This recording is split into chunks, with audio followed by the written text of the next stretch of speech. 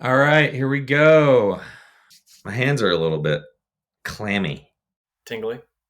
You'll Clammy probably hands. want to do it like in a movie or something where you want to give yourself a beat.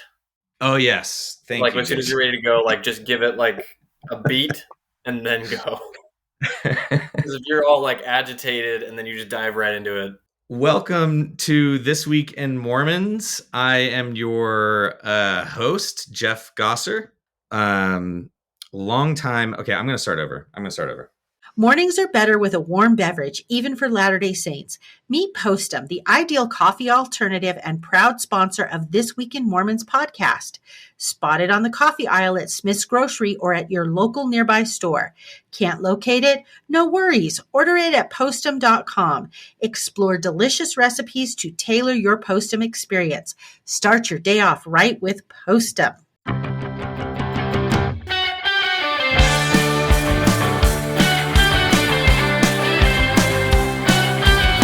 Welcome to This Week in Mormons. I am your host, Jeff Gosser.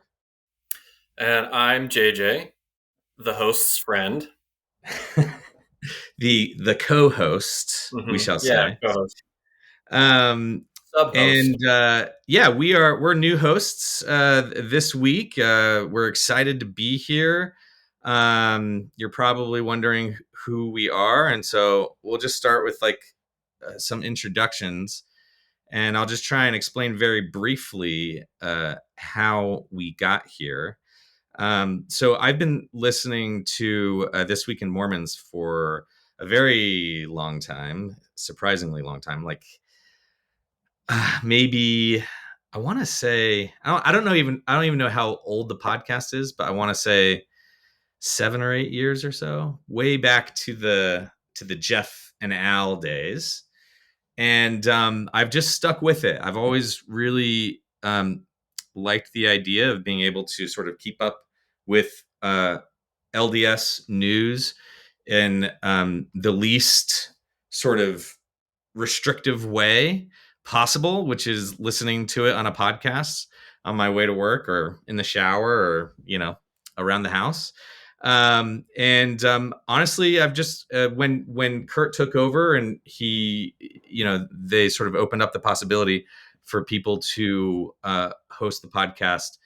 I always thought that it would be really fun to try and do it with my good friend JJ here. So, just a quick background about myself. I'm a video producer. I lived in DC for several years, started my career there, and I produce videos and actually podcasts as well. I've never been a podcast host, so this is my kind of like my first time in front of the microphone. Oh, yeah. That's big. Yeah, big moment for me. Well, for America.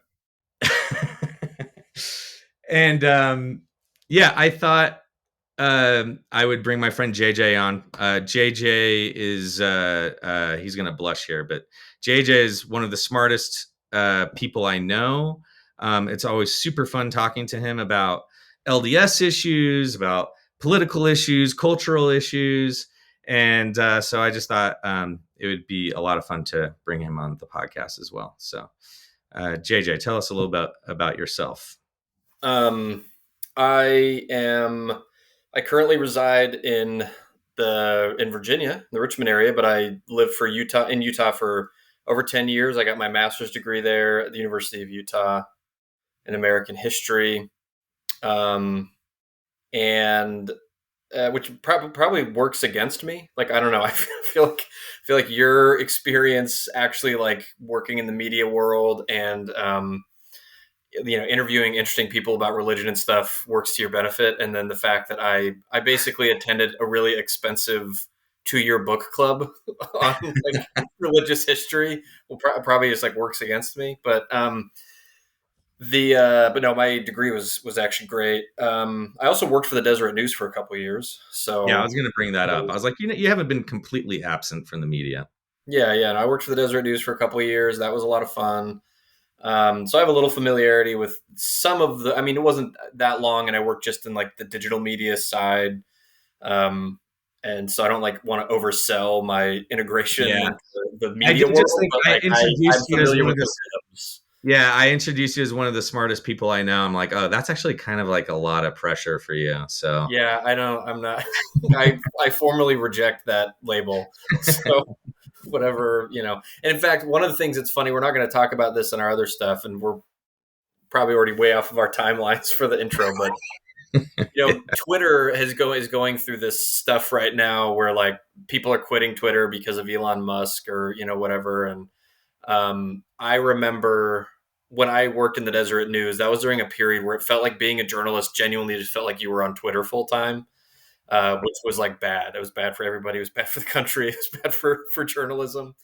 But watching like Twitter kind of all the stuff around that, it makes me wonder. I remember back in those days, the Twitter stake was a big thing, and I don't think that's much of a thing anymore. It was kind of Mormons on Twitter, and that was the hashtag Twitter stake, and how people would have interaction. yeah. And Yeah, I've kind of had that thought too around general conference time. Like the Twitter handle just feels kind of a little sad now. But for a moment there, yeah, it was genuinely like exciting. We're like, I think people kind of felt like we were um, sort of taking over Twitter it at was like like, a yeah, it very was like random time in everybody. October. General conference would be trending on Twitter conference weekend pretty much every time, and it felt like Yeah, yeah, everybody, a ton of people were watching general conference together in a room at the same time instead of just like right. kind of slowly falling asleep while you were eating, And it was kind of before whatever. General Conference drifted more and more towards like an online experience. It was like Yeah, right at the nexus of that. yeah, And so it was definitely this very like communal thing. But I don't know. It's hard to know yeah. too. It's hard to see outside of my own experience.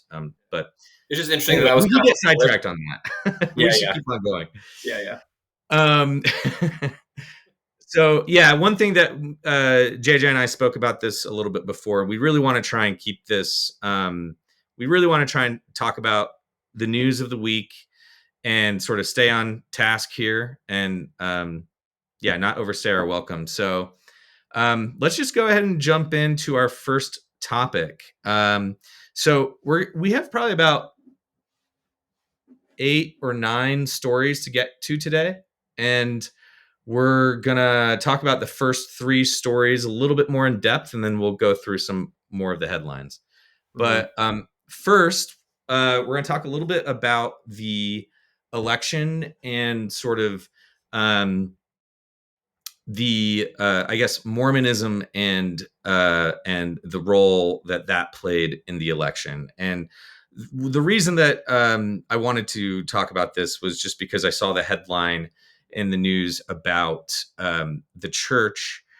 Sorry, about the state of Utah, Hmm. not the church, the state of Utah being one of 2 states where Trump did not gain ground among voters.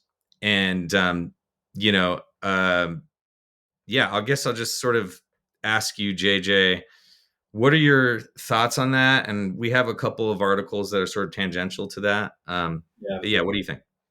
I mean, I think that is that data point, which I know one of the reference points we had for this is McKay Coppins did an interview on Mormon Land, the Salt Lake Tribune's podcast, where he talks a little bit about that data point. And I think and he just stresses in that, I think appropriately, that the exit polling that we have now is still like very early, so we don't totally know. But it could be that Trump didn't really move the needle much in Utah, and it could also be that he performed slightly worse than he did last time. Um, but I think that there's been a lot of hand wringing in certain like LDS circles, op eds in the Salt Lake Tribune, and other places where people are like they're kind of giving their takes on the meaning of like the Mormon vote and the Trump election. And I don't think that any of them are particularly like interesting or helpful or insightful. I think that data point that you highlighted, which is that it didn't it was one of the few places he didn't gain ground, is genuinely kind of interesting, and will be interesting to see like political scientists and other people that study like religion and politics and Mormonism, and because Mormonism's relationship to Donald Trump has always been so strange and kind of,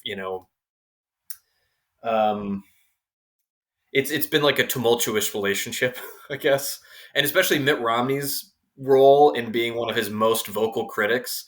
Yeah. Um, I mean, I And to in see Utah, how the Utah sort of vote has turned against him too, yeah, and yeah. just that kind of, yeah.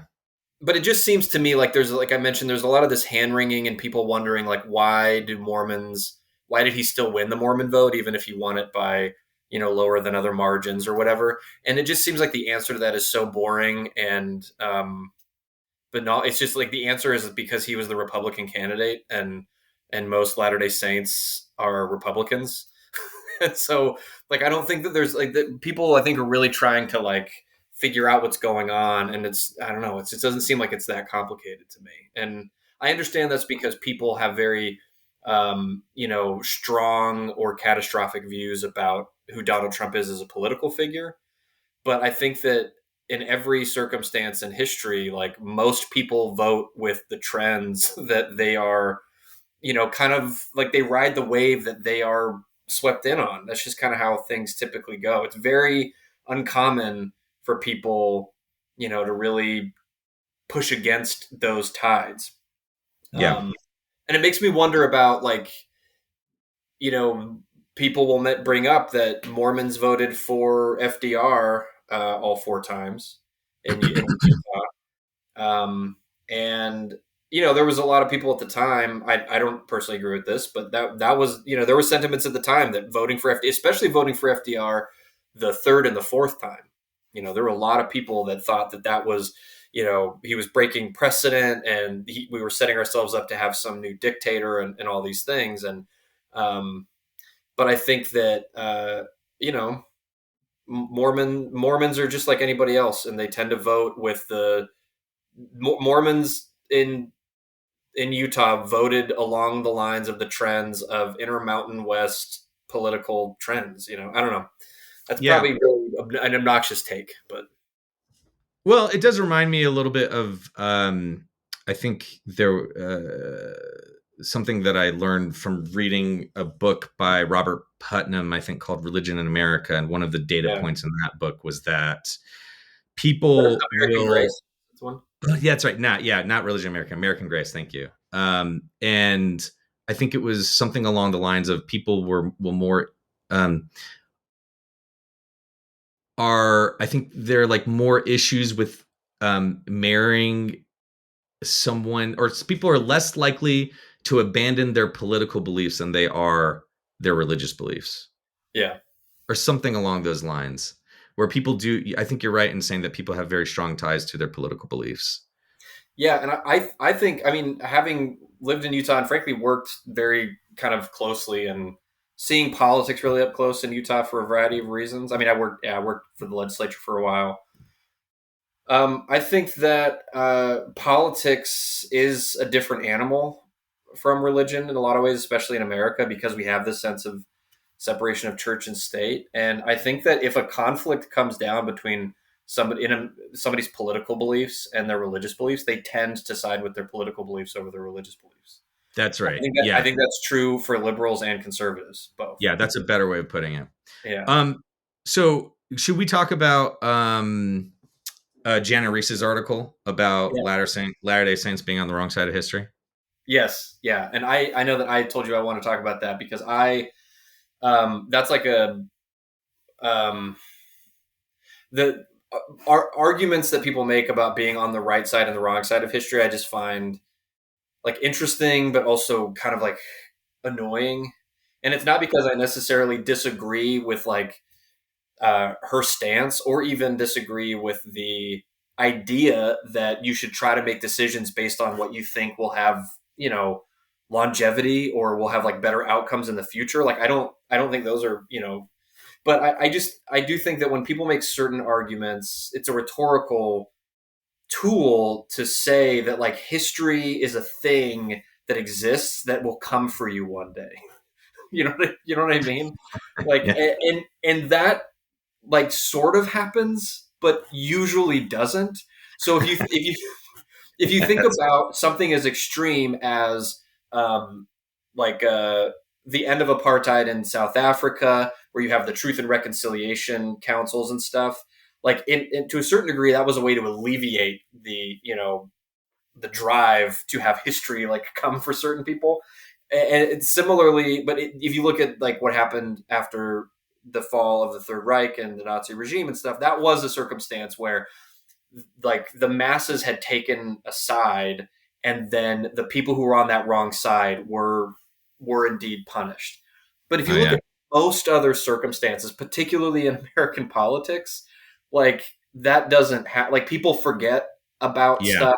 People, and so if Donald Trump becomes the like Tell us a a little bit. Tell us a little bit about what her comments are, though. In this, oh like, yeah can you just give us a quick summary of what she's sort of stating in this article yeah, I mean and the where main the thrust of article her is? argument is that Donald Trump Mormons Donald Trump won the Mormon vote, and that was not only bad for like our immediate for her her immediate political goals or opinion, but that it was part of a trend within Mormonism to kind of quote unquote be on the wrong side of history. That when kind of influx moments hit, uh, periods of like really important decisions about the future of the nation or social justice or certain things, then the Mormons tend to be on the wrong side of that. And I think that there are a lot of examples that people will point to, understandably, along those lines. Things related to race, or some of the things that are really in people's conscience right now, things like race and sexuality, or other things. But I do think that when you look at history, a lot happens in history that um, and parsing through which side were you on which subject at what time, like it's kind of too easy to pick through and decide that, like, well, Mormons are oftentimes on the wrong side of history, but oftentimes what somebody's really communicating is on certain issues that I care about, Mormonism has disagreed with me in the past. Yeah. And that seems to be what she's saying, and that this is like a lesson that Mormon leadership hasn't learned. And I think the undertones that could be potentially really grating to somebody who is not of that political persuasion is just like that if Mormon leadership doesn't side with her personal political views, it means that they will be on quote unquote, like that history will one day come for them. And I just think that's it's like the kind of rhetorical tool that I think a lot of people, particularly in progressive circles, think will be really effective. And it just like never is. Um, because, for example, were those who opposed, if you're looking at it from a conservative perspective, were those who opposed Ronald Reagan's tactics towards the Soviet Union on the wrong side of history? And I'm not making a judgment one way or the other about Ronald Reagan's tactics, but the Soviet Union did fall, and the United States won that conflict. And people who were on Reagan's side could look at people and say, if you didn't support Reagan and his tactics towards the taking down of the Soviet Union, you were on the wrong side of history. And that's where but the truth of the matter is everybody just kind of like forgets about that stuff. And some of the Yeah. people who voted against Reagan ended up voting for Donald Trump this go around. And you know what I mean? Like, so Yeah. history is just too messy for people to make those types of declarations, in my view. But Okay, we got, I would say, probably about a minute more on this topic. Is there anything else that you want to talk about before we move on to um, the next one?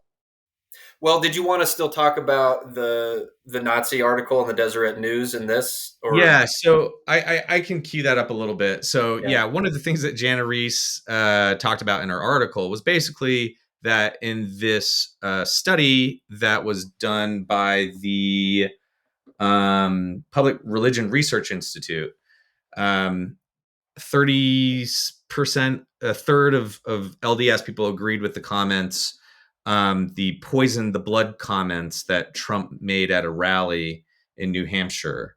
He Mhm. said, they're poisoning the blood of our country.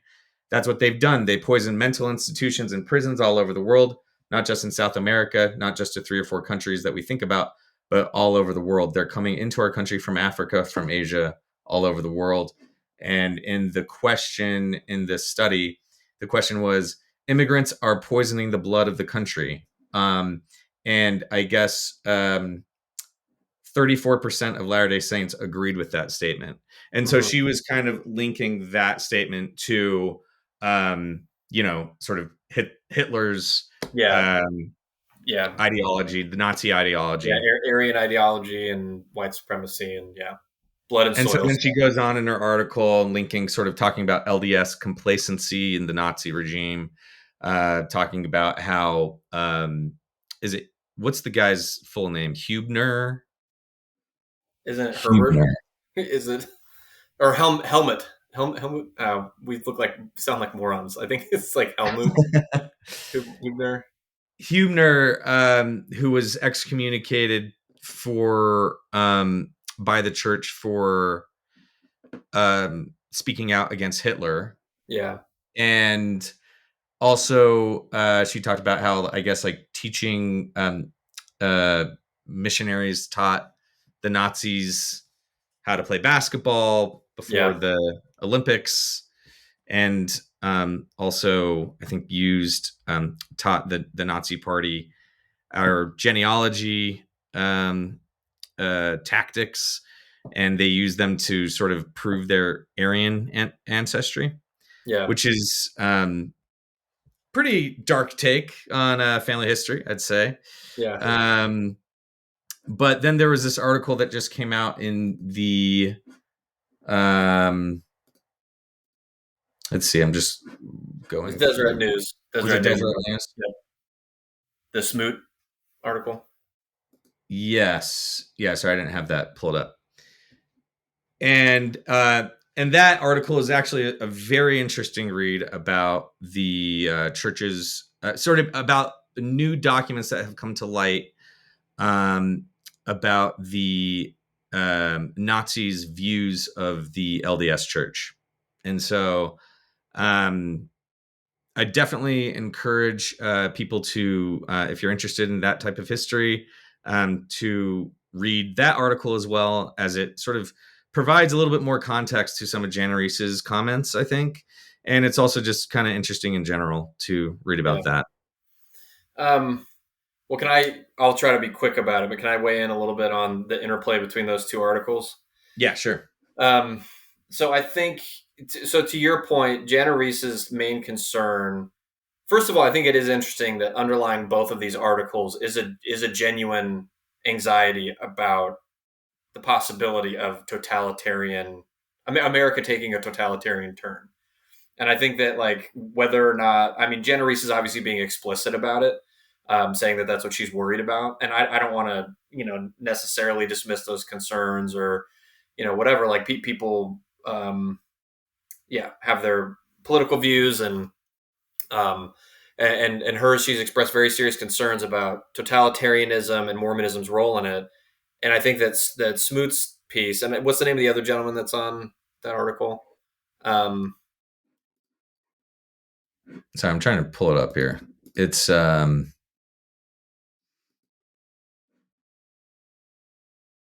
Josh okay. Coates and Stephen Smoot. Okay, so Josh Coates, yeah. So I think that the context of that, whether they intended it or not, felt like it was very much in dialogue with that, which was, you know, hey, if we do, if there is a totalitarian turn in, America, we think the experience with the Nazis would show that Mormons would be, they probably wouldn't use the term the right side of history, but that they would be more reluctant to go along with the regime that Jenna Rice seems to be indicating. I do think that in both of those articles, I just, the way that they're using history isn't something that like really appeals to me a lot. And Mm, mostly because, like, I already said my piece on Jenna Reese's thing, and really it's kind of this obnoxious pedantic thing that I just get really hung up on when people try to make these arguments about like history's coming for you. But I don't. That isn't to say, to be clear, that I don't think people should take stances on important issues, or that they aren't important, or that that we right. shouldn't judge the decisions of people in history. I think we should do that for sure. But I think that with the other piece on Mormonism and the Nazi regime, My main problem with it is they seem to be making trying to make an argument that there was, that Mormons. I didn't get a sense from reading through it that there was anything particularly unique about the Mormon response to fascism. But I Hmm. don't know if you disagree with that. Like reading through it, it was kind of like they were accommodationists to a certain degree, but it was just because they were trying to survive within a totalitarian regime, and most people would do that. And and then a lot of it seemed to hang on this, like, well, look at this interesting dossier that points out that the Nazi regime hated Mormonism and viewed it as a threat.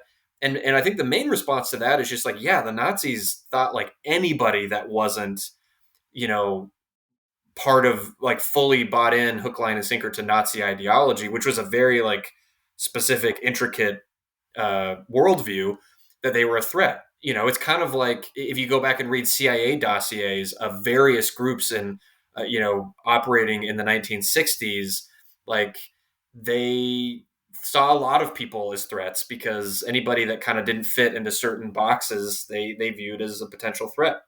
Not making an explicit comparison between Nazis and the CIA, but more of just like when you have a situation where people are writing briefings and dossiers and that type of stuff on groups of people, they are going to highlight why we think these people might be threats to us. Hmm. I just don't think that that proves a lot that there was a dossier saying that Mormonism as a, because they fascism view, not Nazism thought that basically any religion was not, that it would all be subsumed by the Fuhrer, it would all be subsumed by the Third Reich. So I don't know. I just don't think that that piece has a lot in it to say like there was anything unique about like a Sure. Mormonism And related to Nazis. I think you might get the sense that that's what maybe they're trying to hint at through the article's headline. That the Nazis disdained the Church of Jesus Christ, so the Church of Jesus Christ must have been this sort of heroic opposition to the regime. But in reality, I mean, there were some very interesting, I thought, points in the article, things that I didn't know before. I didn't know that the articles of faith were banned. Um, I think one person described Heber J. Grant as like a Jewish millionaire Yeah, or yeah, something like that. that was interesting. Yeah, But I think to your point that this is just, helps us understand a little bit more, not so much how was our faith maybe like, a heroic response to Nazism, like somebody like Hubner might have been, yeah, but maybe helps us understand a little bit more realistically what would happen to a religious community in a government like that. And I think that that is just as valuable to understand. And for most readers, I think that this article is still really informative on that point. And we should feel comfortable with that as well. And people in these situations, they don't always act like they know what's going to happen or how this is going to be viewed in 30 years, right? yeah, They're very much sort of acting in the moment and responding to their own concerns for their families and for their communities. yeah, And one thing that it talked about in this article was how how the government, the Nazi regime was watching them. And so they felt it wasn't just that, like, at least from my understanding of this, that the Jews were the only ones that were, I guess, in danger here. But I think everybody, from what I understand reading this article, there was a tension in the air, and especially among church leaders, to treat it delicately to make sure that the members of the church were safe. yeah. Um, so this makes me want to go see the movie Escape from Germany now, which I haven't watched yet. But that That's a brings us to our next Yeah, I would say that's a item. great segue. That's a great segue. Well, I'll end that other one by saying that I agree with you that I think that their article is like a worthwhile read. I don't have a beef with it, and I've actually, I remember actually kind of, I don't know if he would remember it, but I remember hanging out with Stephen Smoot at a Mormon History Association conference, and he like I remember there was this guy There's that that name drop. That Yeah. historian name drop I've been waiting for. Yeah, and there was this guy that approached us that started talking about how Hillary Clinton like belonged in prison, and I remember we were both like, "We're not talking about that," and it was like a really awkward interaction. But yeah, no, I think that that article, and that's, but it's probably more of a critique of like the media and media landscape than of their actual article. But yeah, I don't know. I think that it'll just be interesting to see how all this stuff plays out. So the the next topic is film, Mormonism in film, more specifically, and you and I have an interesting history together because one of the earliest interactions I remember having with you was you were trying to put together a list of really good Oh yeah, movies that were not R rated, and yeah, nobody cares about that anymore. All the Mormon kids are right. watching the R rated movies. I cared about it a lot back in the Yeah. day. I mean, Well, I that's was like a like, very you're a '90s Mormon kid if not watch the fact that you didn't watch R-rated movies was like a central part of your personal yeah. identity. Um, and that doesn't matter anymore. Nobody cares about it. They all watch the HBO shows and the R-rated Well, you movies. really can't. Yeah, I mean, it's hard to avoid. I mean, I'll tell you that when I made the transition was because it's a big deal, right? It feels like a big deal. It felt like a big deal to me when I decided, you know what, I'm gonna open myself up to watching R-rated movies now. Yeah, It was when I realized that YouTube videos had more F words than the movies I was watching, yeah. and and so I was just kind of, I felt like, well, all these cuss words are basically inescapable, and that was sort of like my first step towards watching movies with, I guess, more of explicit content.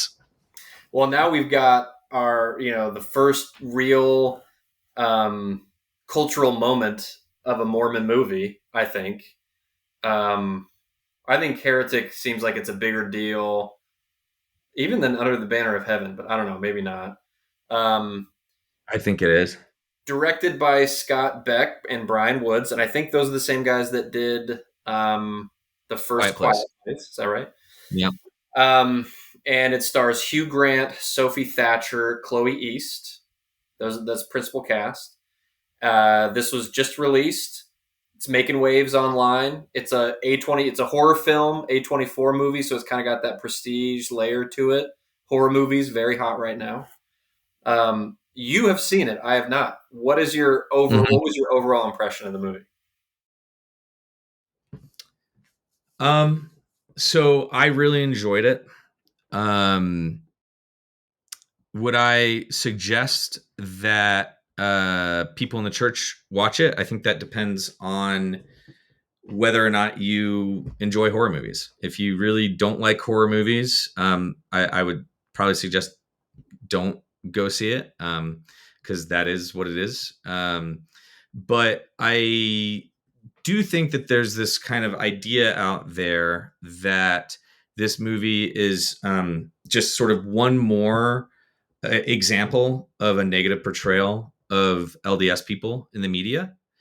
I understand that perspective because especially in the last like 5 years, it seems like every new piece of television or media that comes out about LDS people is negative and maybe not really very well done, and doesn't seem to shine a very good light on Mormons. And can you think, JJ? Can you think of any movies off the top of your head that portray Mormons in a positive light?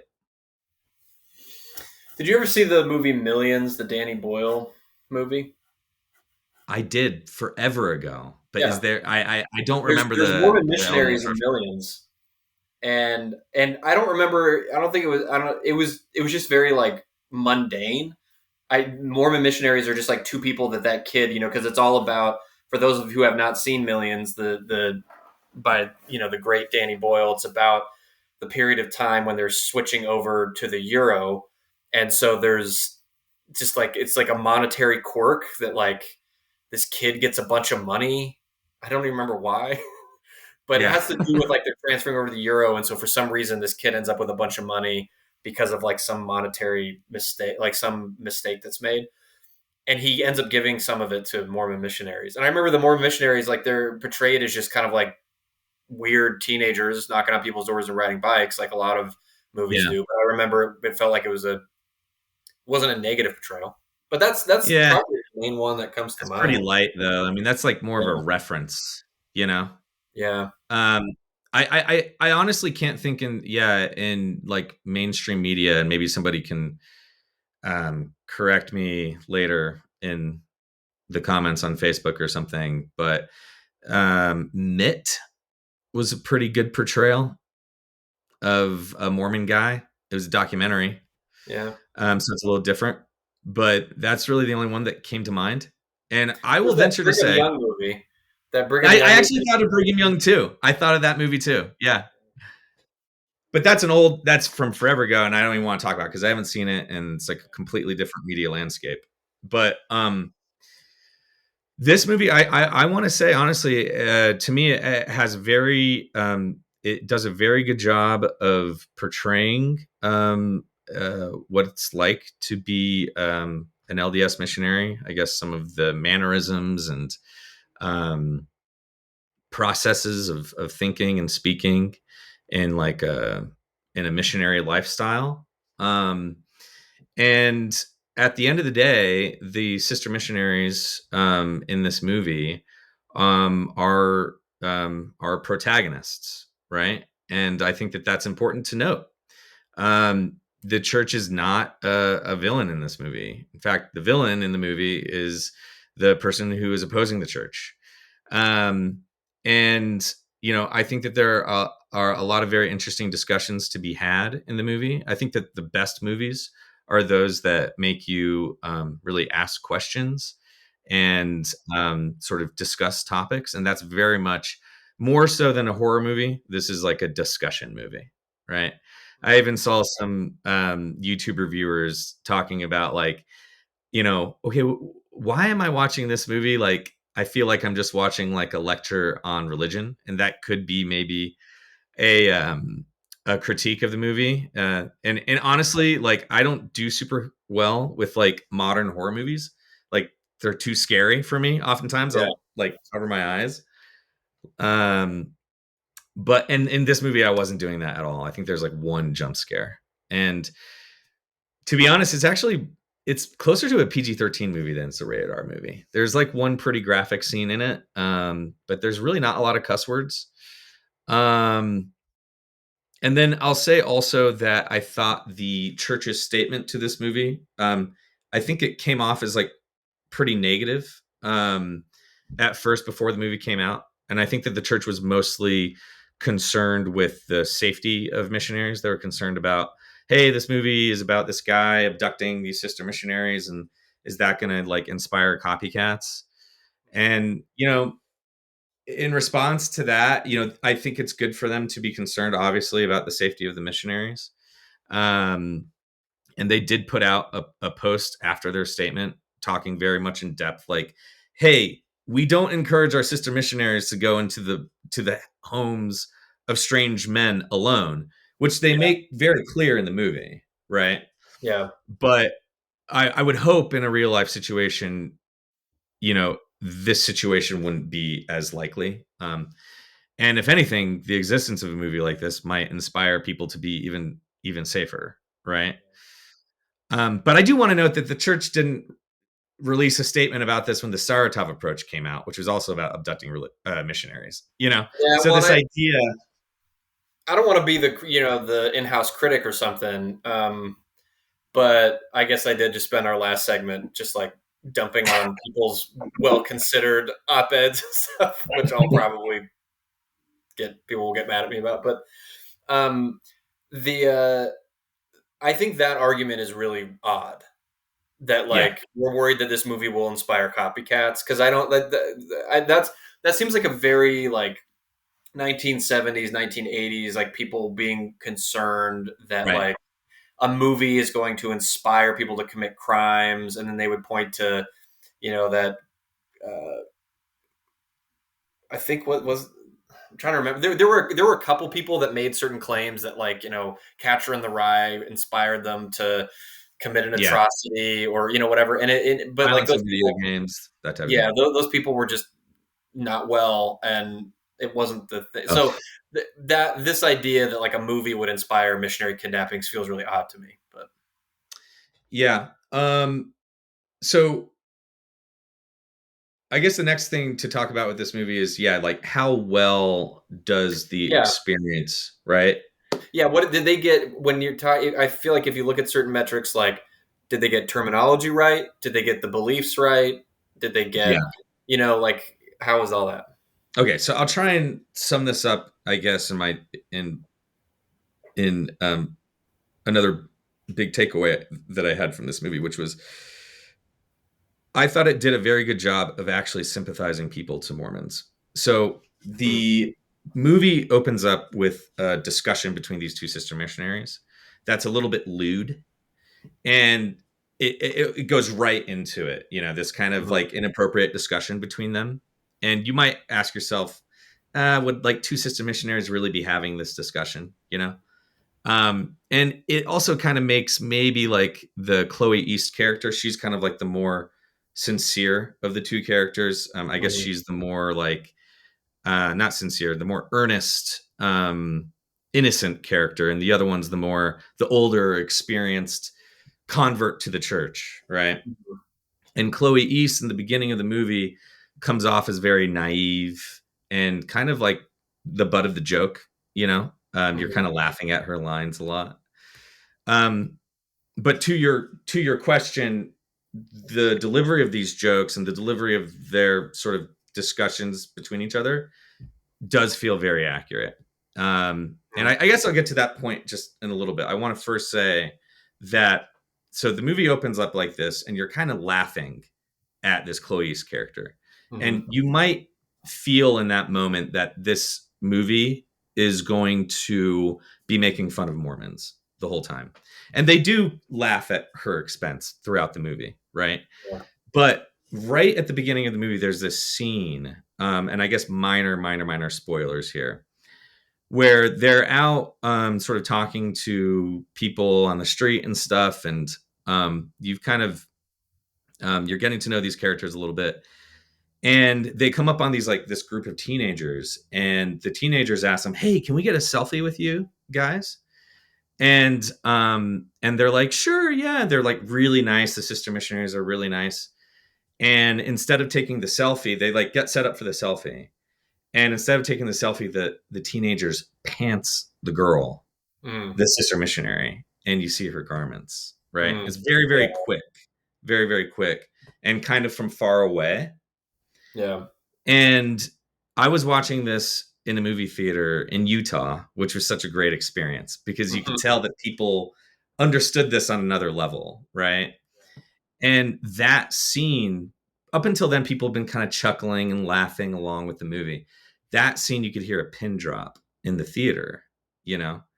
And I felt like that scene was a very sympathizing moment towards the sister missionary because you're basically seeing her get bullied.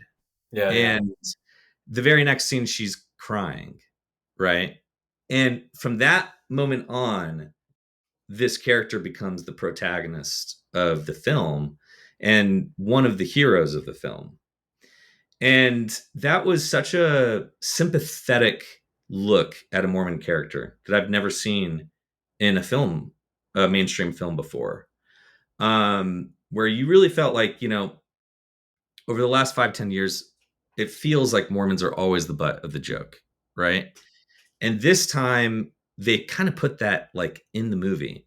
Like they were the butt of the joke, but it's not funny. It's actually kind of mean, right? And I thought they did a really good job of portraying that. And so as far as like the familiarity of the film, and I do want to just point out, a lot of people have talked about how the sister missionaries were former members of the church, grew up in the church. That is all true. They didn't go on missions, but I think that definitely went a very long way towards them being able to sort of portray these characters accurately. And then, but even more so, something I learned looking into this, the directors apparently made their first film in Utah. So they felt kind of like a connection to Utah. And then one of the directors grew up very faithful Presbyterian, very active Presbyterian. And the other director married into a Mormon family. And so I think that those personal connections really went a long way in the movie. So yeah, I would totally. I think that, listen, there's another movie that came out this week called Conclave. Yeah, Um, did you see that? I didn't, but I really want to see I, that. I want to see it. I really liked the director's previous movie, but I kind of read about it, and honestly, it's like it did seem. I haven't seen it, so I can't really say this with any authority, but it seemed like maybe it was a little on the nose anti-Catholic in some ways, right? Maybe it wasn't, but um, I chose not to go see that movie not because I'm offended by those things, but because sometimes some of these portrayals get a little tiresome. And all I want to say is that that is not what you're going to find with this movie. So if that's Interesting. why you're not seeing this movie, because you're afraid, that it's another sort of mean-spirited portrayal of the LDS Church, I would actually say that's not the case. The protagonists, in the end, actually come off, I would even say, saintly. Yeah, yeah. And What, it's kind of what a about fun concept. the fact? So something that's interesting about Mormon movies in particular is that the Mormon story is almost always told through the lens of missionaries. And I thought it was interesting that they did that with this too. The one exception kind of is Under the Banner of Heaven, they invented a fake and uh, detective or whatever to kind of show the Mormon experience. But usually it is missionaries. And I'm wondering, like, when you were watching the movie, did you ever think like, this is a little tired? Like, there's just a lot, like the missionary It version. always feels that way. It always feels that way because you're right. Missionaries, but the reason it's that way is because missionaries are the Yeah, most public facing arm of the church. It's what people know. And at the end of the day, that's what yeah, the filmmakers, they want to grab your attention. They want people to come see it. Um, and missionaries are kind of like a very interesting feature of the church, but yeah. also very public facing. That's true. Something that's interesting to me is I went back and rewatched God's Army probably like 5 years ago or more, and I was shocked by how not Mormon that movie feels. Like, Yeah. not in that, but just in, like, I know that Richard Dutcher did serve a mission and like what, but I remember watching it because I don't think I'd seen it since before my mission. When I watched it, I was like, has Richard Dutcher ever heard of an actual mission? Like, this is none of it works this way. That's interesting. Yeah, I didn't think of So it it's from that funny, like, because perspective. it sounds, everything I'm reading about Heretic makes it sound like it's, people will point out, like, oh, they say they have to report to their stake president when it should be their mission president or something like that. And that feels like Yeah. small Yeah. potatoes compared to, like, some of the mistakes Dutcher made. It's actually what's his name? It's like Topher Grace or something is the guy who played Venom and Spider-Man. Yeah, so for Grace, yeah. Yeah, Yeah. he's the one that they call when they get in trouble. And that was the only part of the movie that felt unfamiliar. He's like, it's like nighttime and he's cleaning the church when he gets their call, and he's like completely alone and all the lights are turned off. And I'm like, that's not really nobody. I No, mean, people maybe clean the church at 8 o'clock in the morning on Saturday. yeah, or maybe he is the church, but he's not. The thing is, he's not the church cleaning built the ward building Yeah. coordinator, right? He's like I don't even know what he was supposed to be. If he was supposed to be one of the elders, or if he was, I don't really know what he was. And so that was the only thing that I thought was a little weird, but Interesting. that's okay. Well, yeah, that sounds like I mean, I don't want to put words in your mouth, but an endorsement, Oh, that, definitely. Yeah, I gave it being generous, I gave it a 4.5 out of 5, which is probably a little bit too much, honestly. that is a Um, lot. I just because I enjoyed it, and I was also kind of on the edge of my seat throughout, and I would say probably more realistic, like a 4 out of 5. But Okay. yeah, Hugh Grant was good in it. 2 thumbs up. Yeah, I think I don't know why people are Hugh Grant. was great. Hugh Grant's always great. He's just playing Yeah. himself, his Yeah. charming self. I His don't think charming, he did. like Yeah, maniacal, yeah. There wasn't. homicidal self. Yeah. Well, the thing is that he doesn't really lean that much into the maniac. He Yeah. kind of he's the he's a maniac because he's charming in this movie, and so I felt like there wasn't that much character work, but he still did an awesome job. You know. Yeah. So All right. Well, we've hit um, the two big stories, and we've taken up most of our time. The first two yeah, big stories, but we should yeah. probably move on to some of the other. Yeah, let's move on to the temple discussion. So let's see if I can pull up an article so I actually get this right here. Um, so I thought this was kind of fun. Yeah. 100-year-old prophet of the church dedicates the 200th temple, and that would be the Deseret Peak, Utah temple.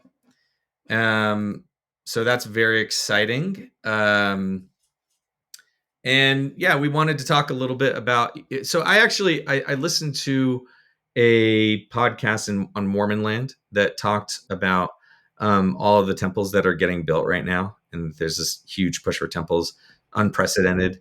Every general conference we get like 25 temple announcements, Yeah. and talking about what does that mean for the church moving forward? What does that mean about sort of our developing doctrine right now and our attitude towards temples? So what do you think about that, JJ?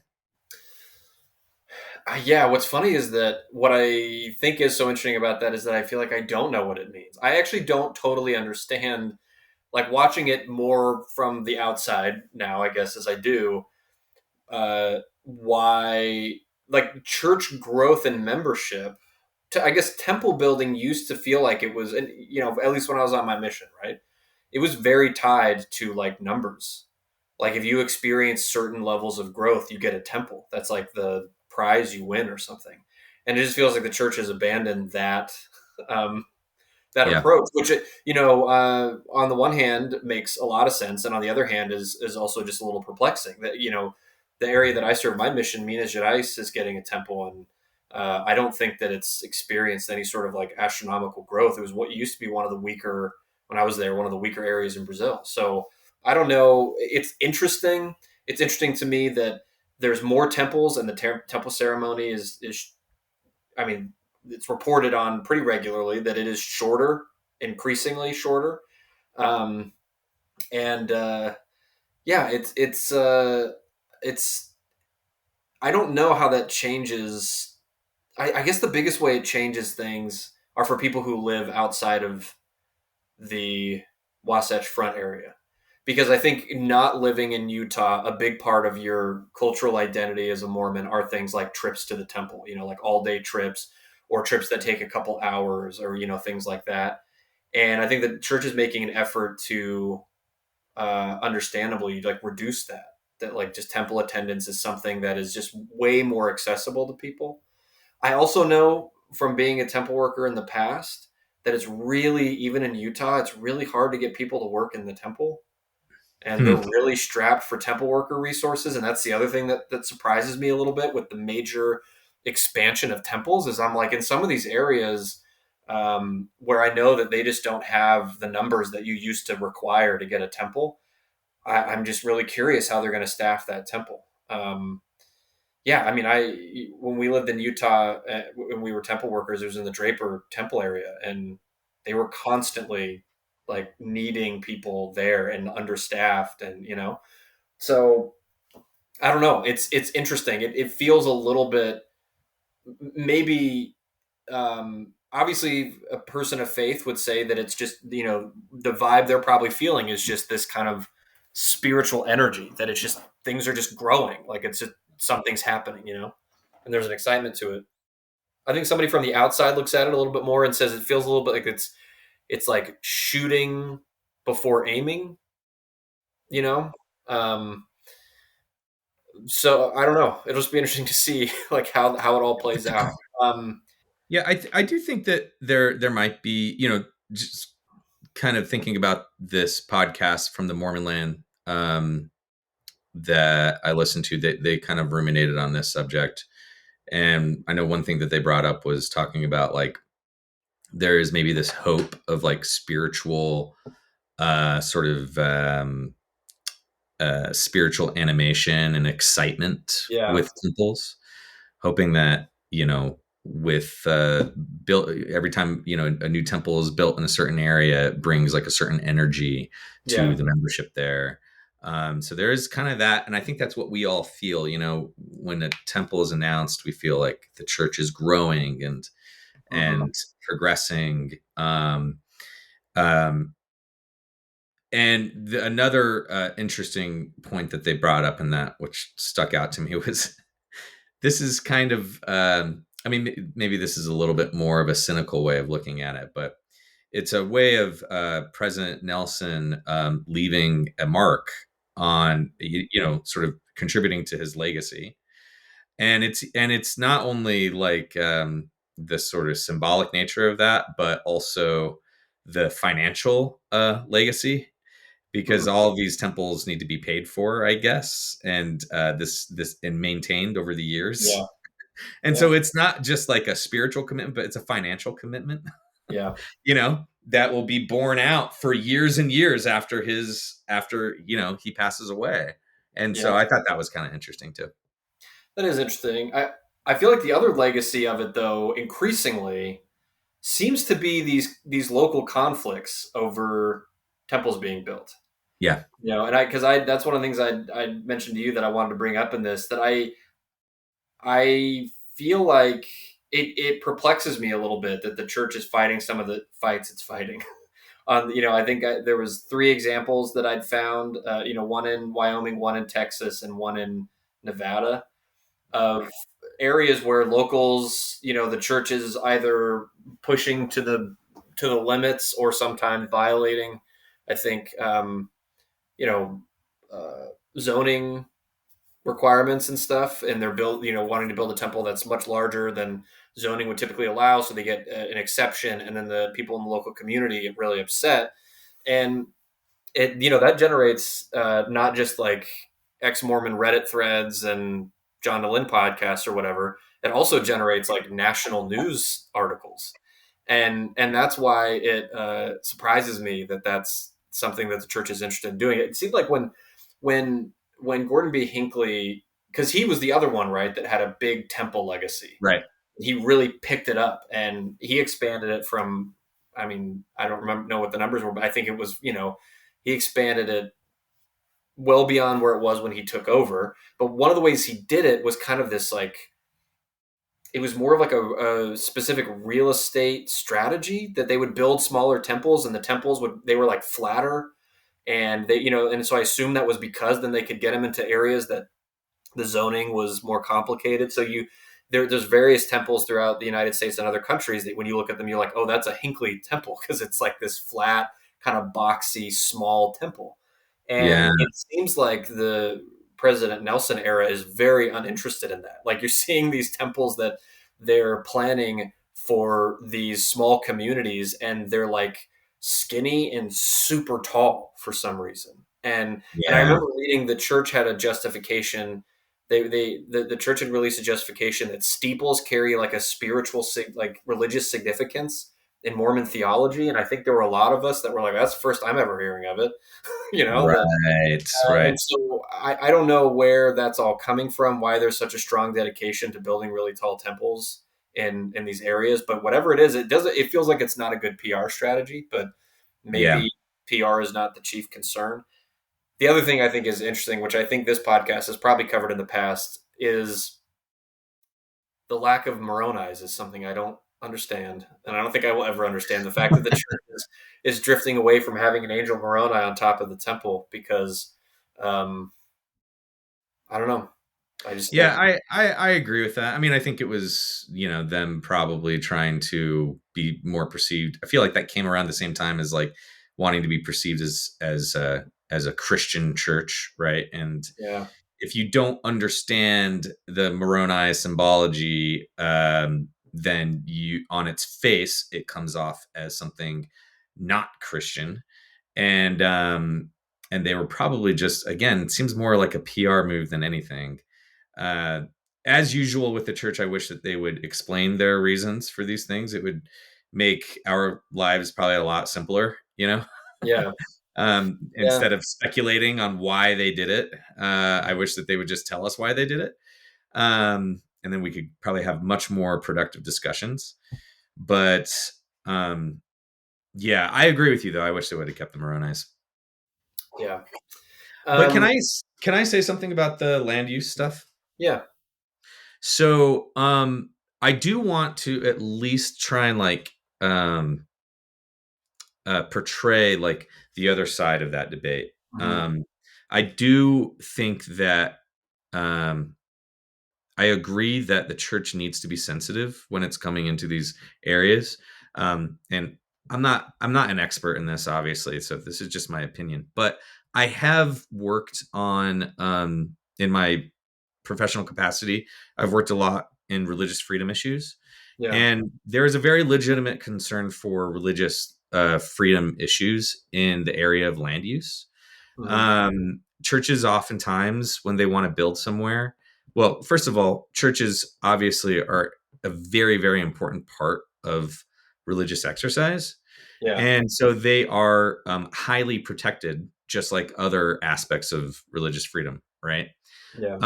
And so there's even a law called the Religious Land Use and Institutionalized Persons Act that specifically protects religious buildings and gives a lot of deference to churches who want to build um, their churches, temples, mosques, synagogues. And oftentimes, when religions are trying to build a new building somewhere, they're met with a lot of anti religious animus, even if it doesn't seem like it's that, Yeah. like it is anti-religious, right? And some groups experience this more than others, but definitely mosques, that's been in the news before, Yeah. Yeah. the right for a mosque to build in such and such location. And it definitely happens with synagogues, Yeah. because for whatever reason, some people don't want the appearance of a certain religion in their community. And I looked at one of these articles that you sent me. The Texas mayor won't let LDS Church bully town into building massive temple. Mhm. And one of the quotes from the mayor said, um,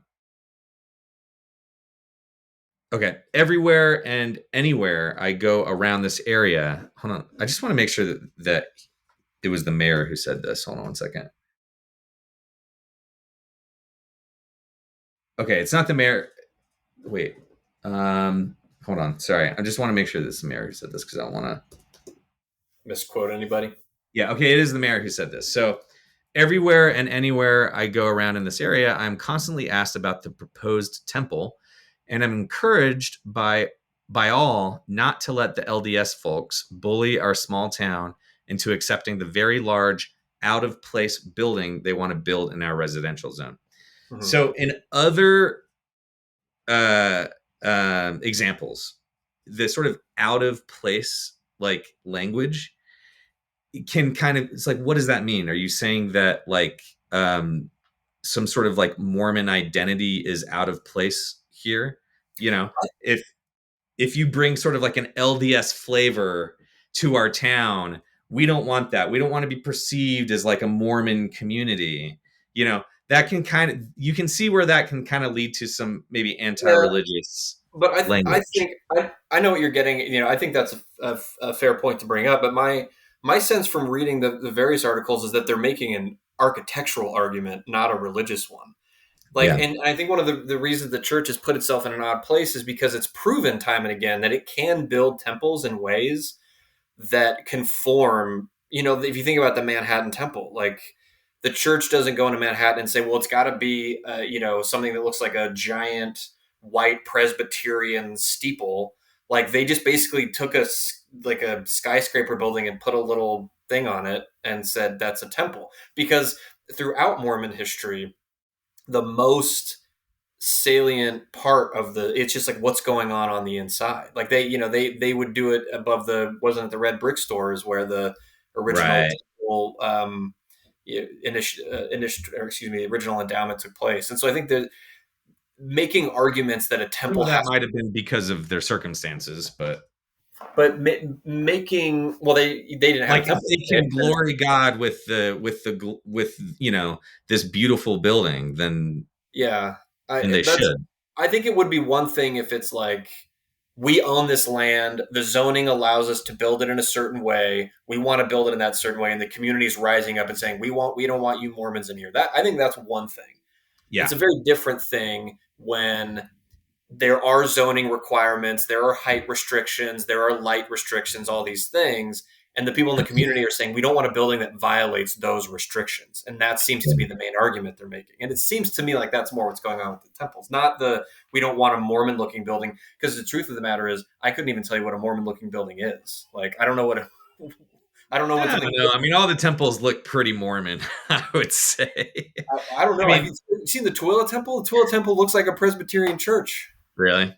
Oh yeah, and then there's not even Angel Moroni on it. So I don't know. I Yeah. can't tell. Like I get where you're coming from. I think that's a valid point to bring up. I, I I, think that, I guess all I'll say is that in these situations, sometimes the two can mix. And I think that, and the church is very aware of that. And so they'll bring up religious liberty stuff. And yeah, I don't want people to think that they're being, that's a totally, like invalid way of thinking about it, because the religious liberty angle is a real angle that happens with sure. marginalized religious communities, Yeah, yeah, all religious communities around the country. But I also think that, yes, the church should not be using the religious liberty argument as like a get out of jail free card or something, yeah. like and I totally agree with you that um, they need to be very clear about, yeah, it's not good enough to say, yeah, like we need to have this tall of a steeple because of our religious beliefs or something, because Yeah.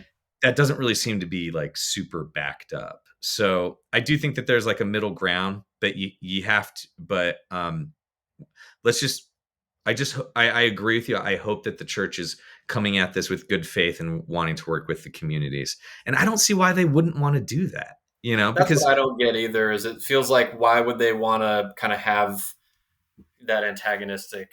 I yeah, don't know. I because think you you're make it. always so concerned with our relationship to the community, Yeah. so why would they abandon that now?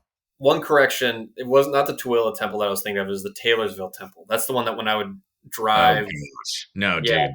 when I drive by the Taylorsville, Utah temple, the I first time kind I of, saw it was being constructed, I said, "Is that a giant Presbyterian church that they're building?" And it's not. I do not. First, I do not like the way the Taylorsville Temple looks. To me, it looks very blocky and generic. Yeah.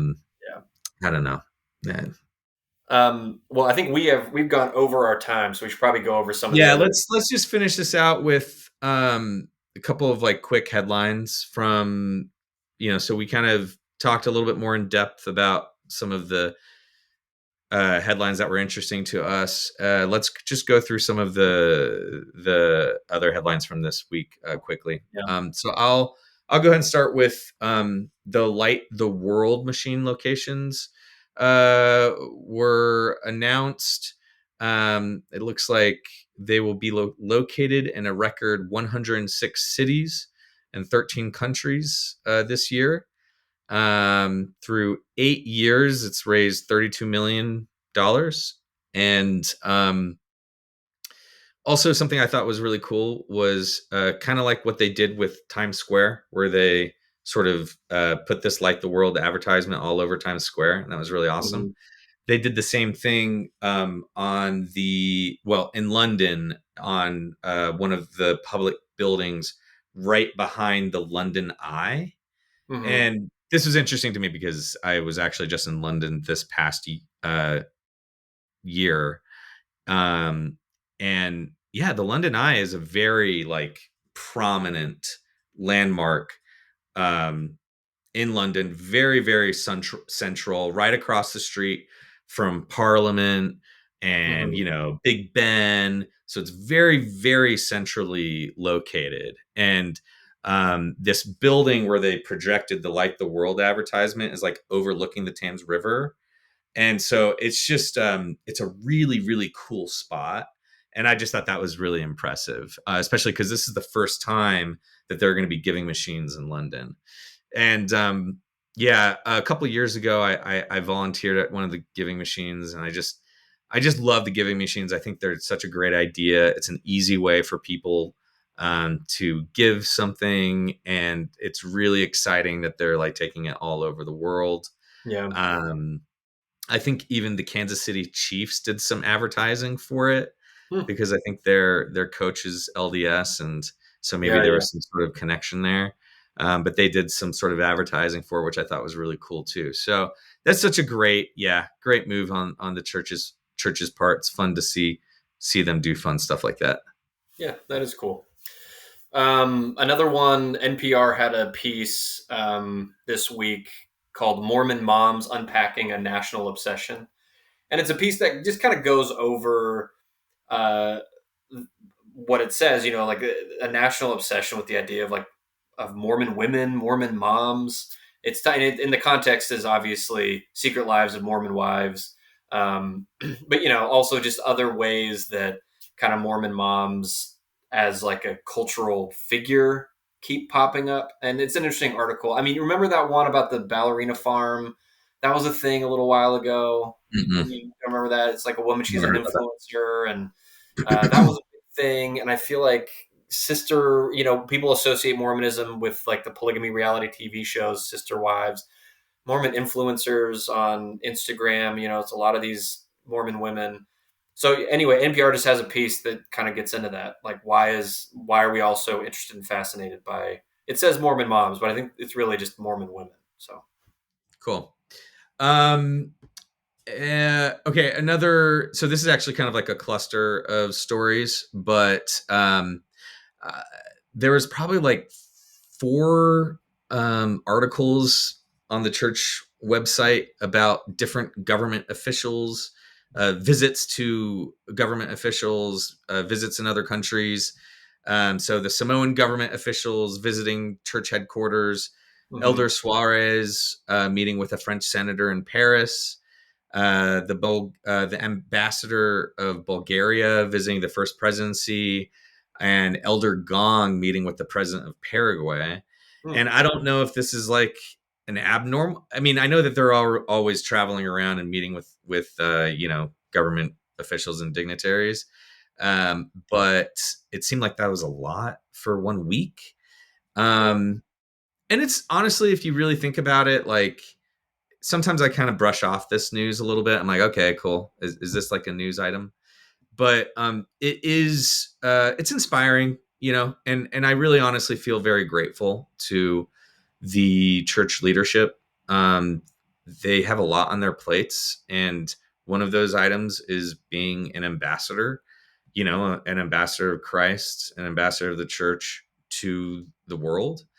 And these meetings might seem, I don't know, maybe repetitive or mundane, but in reality, they're actually very important pieces of the church, sort of like moving forward and progressing in the latter days. And so, I'm always, when I sit down and think about it, I'm very encouraged to see these articles. Yeah, that's interesting. Interesting. Do you want to say the Bednar AI thing real quick? Oh yeah. I forgot we actually did kind of skip over that, huh? Yeah, I'll just do a quick thing on that then. So yeah, Elder Bednar gave um, a devotional. Was it BYU Idaho again? I believe.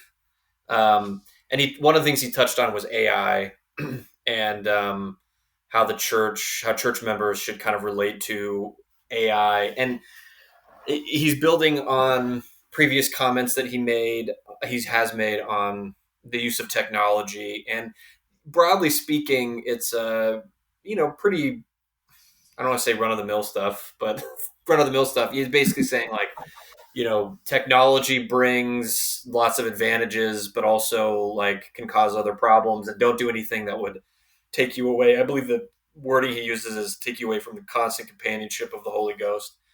So that was interesting. I think that religious interaction with AI in general will be interesting Yeah. going forward. But I'm also kind of this obnoxious AI skeptic, and I'm sure I'll be proven wrong. I'm sure history will come for me. I'm sure I will be on the wrong side of history, and it will come for me in the night. But I just feel like AI. I don't know. I'm not sure I totally buy. Like it feels like it's going to be weird pictures, and it'll facilitate special effects, and it'll be like a advanced search engine. But I don't I know hope what else. you're right. I hope you're right. Um, But the yeah. thing that I think is interesting about this, though, is that I think the two biggest disruptions to religious faith in the 21st century and the 20th were search engines and social media because of how quickly they allowed certain types of information to spread. It's not as clear to me how AI would like interact with social media. Like I don't think people are going to go to like ChatGPT and be like, "Is the Mormon Church true?" And if ChatGPT is like, "No, it's not," they're going to be like, "Oh, my faith, I don't know." Like I don't think that's going to happen in the same way that people like Google certain aspects of church history impacted people's faith. You know what I mean? Like I don't. I'm Yeah. not sure. Other than there's a proliferation of really weird, obnoxious religious art on social media that's generated by AI that I find like endlessly fascinating. So I think that like the aesthetics of kitschy, horrible religious AI art is a thing that we will have to deal with from now Yeah. on. But other than that, I'm not sure how AI is really going to mess with things. Yeah, I think like sort of the version of AI that we're seeing right now, yeah, thinking about what you just said, feels like maybe, yeah, its influence on religion won't be quite the same as those other technological advancements. But I do think that religion will have a lot to say about it, and I think it should. I like that Elder Bednar is talking about it. I think it's really important that we talk about these like modern issues, things that are on everybody's minds. Is AI coming for my job? How is it influencing my life on the day to day, and how should I use it? And Elder Bednar, even maybe I don't know if his comments are groundbreaking or not, but I think it's very, very good for the church to be talking about this stuff. So I definitely encourage everybody to look that up. I think the church even has some kind of like official guidelines, principles. I just found this on the church website. Principles for church use of artificial intelligence. So, Mm. I think probably the biggest like influence this has is like people using AI to like write their sacrament meeting talks. So, Which is yeah, so I would right. just say, I would just say keep it, those principles in mind when, yeah, as we move forward with that. And You so know, one of I the think it's one of the ways that just now hearing you talk about that, I wonder if the church would ever reach a place where somebody could participate in a temple ritual using virtual reality. oh man, you're blowing my mind. That's actually Yeah. one thing that when I think about like because Mormonism specifically, the rituals of Mormonism I think are pretty tactile, and I think that could be complicated. Oh, Um, right. but on the Yeah. other hand, like if the church is going in a trajectory like we were talking about early, building more temples but also shortening the temple ceremony and doing different things, it seems like a big goal of the church is to get as many people involved in temple work as possible. And one avenue for that theoretically could be, but if I were making a religious argument about AI, my argument would be that mediating the Mormon spiritual experience through artificial intelligence would be bad, and like or through not artificial, through virtual Yeah. reality aided by Yeah. Yeah. artificial, Yeah. Definitely. that it would create a false boundary, or it would create like a false spiritual experience. It would not be the same as like congregating with your brothers and sisters to experience. I would make those types of argument if I were like a member who was working through these things.